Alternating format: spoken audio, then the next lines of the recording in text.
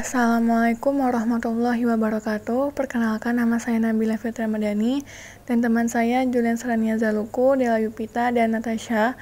Kami di sini akan menjelaskan tentang pertumbuhan dan perkembangan pada hewan. Semua makhluk hidup mengalami masa pertumbuhan dan perkembangan. Pertumbuhan pada hewan ditandai dari bertambahnya ukuran seperti tinggi, berat, panjang, serta bentuk tubuh yang sifatnya tetap dan irreversibel atau tidak dapat balik ke kondisi semula. Misalnya, seekor kupu-kupu dewasa nggak akan bisa kembali menjadi kepompong. Sedangkan perkembangan yaitu proses perubahan bentuk organ-organ yang mengarah pada kedewasaan. Contohnya pematangan sel-sel tubuh sehingga dapat bereproduksi. Secara umum, pertumbuhan dan perkembangan pada hewan nggak beda jauh nih sama pertumbuhan dan perkembangan manusia. Pertumbuhan dan perkembangan pada hewan terjadi pada seluruh bagian tubuhnya, diawali dari proses fertilisasi, yaitu proses terjadinya pembuahan sel telur dengan sel sperma. Oh iya, pertumbuhan dan perkembangan pada hewan dibagi menjadi dua fase utama, yaitu fase embrionik dan fase pasca embrionik. Fase embrio. Fase embrio merupakan fase yang dimulai dari terbentuknya zigot sampai berkembangnya menjadi embrio. Nah, pada tahapan ini, zigot yang terbentuk dari proses fertilisasi antara sperma dan sel telur mengalami pertambahan jumlah sel akibat pembelahan sel secara mitosis. Jadi, zigot akan melakukan pembelahan sel atau kleofage, lalu membentuk organ-organ hingga menjadi individu yang utuh. Tapi ada beberapa tahap yang harus zigot lewati nih. Apa aja tahapannya? Mari kita simak. 1. Tahap morula.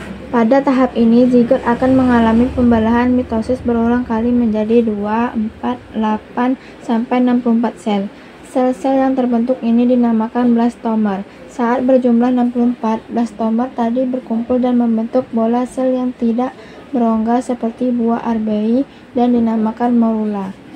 Yang kedua, tahap blastula. Selanjutnya, sel-sel morula terus membelah diri dan akhirnya membentuk suatu bola sel berongga yang berisi cairan dan kita kenal sebagai tahap blastula. Nah, rongga pada bagian tengah blastula dinamakan blastosol. Sedangkan tahap pembentukan blastula disebut blastulasi. Yang ketiga, tahap gastrula. Tahap gastrula ini bentuk lanjutan dari blastula ya. Pada tahap ini ditandai dengan pelekukan tubuh yang semakin nyata. Lalu timbul lapisan dinding tubuh embrio serta rongga tubuh atau gastrosol. Nah, proses ini kita sebut gastrulasi. Lubang tempat pelekukan itu kelak akan berkembang menjadi anus yang disebut blastopor. Oh iya, pada tahap ini embrio telah terbentuk dan menghasilkan 3 lapisan embrionik yaitu ektoderm, mesoderm, dan endoderm. Yang keempat, tahap organogenesis. Tahap organogenesis merupakan proses pembentukan berbagai organ tubuh yang berkembang dari 3 lapisan gastrulasi. Yang pertama, lapisan ektoderm. Lapisan ektoderm merupakan lapisan terluar. Lapisan ini berkembang menjadi rambut, kulit, sistem saraf, dan indera. Yang kedua, lapisan mesoderm.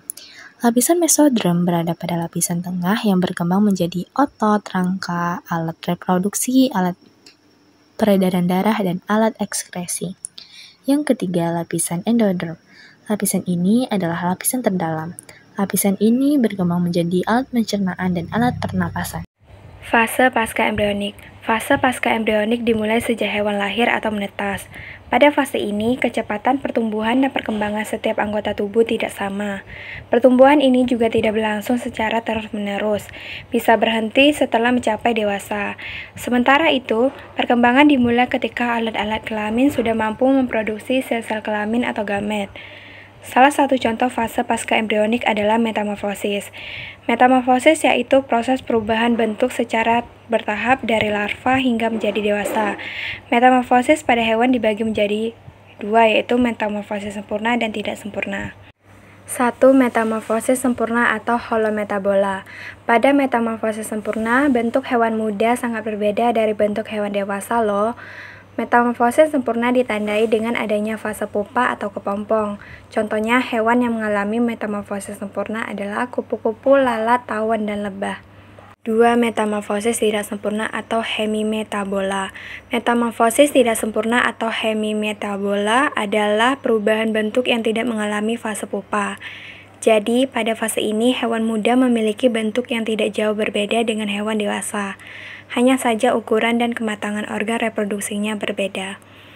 3. Regenerasi. Regenerasi merupakan kemampuan hewan dan manusia untuk memperbaiki sel, jaringan, atau bagian-bagian tubuh yang rusak.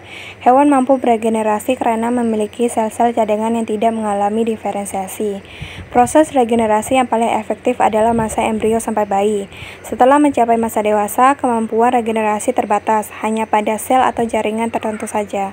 Sekian penjelasan tentang pertumbuhan dan perkembangan pada hewan yang kami ketahui. Terlebih terkurangnya mohon maaf. Kami akhiri dengan wabillahi taufiq wal hidayah. Wassalamualaikum warahmatullahi wabarakatuh.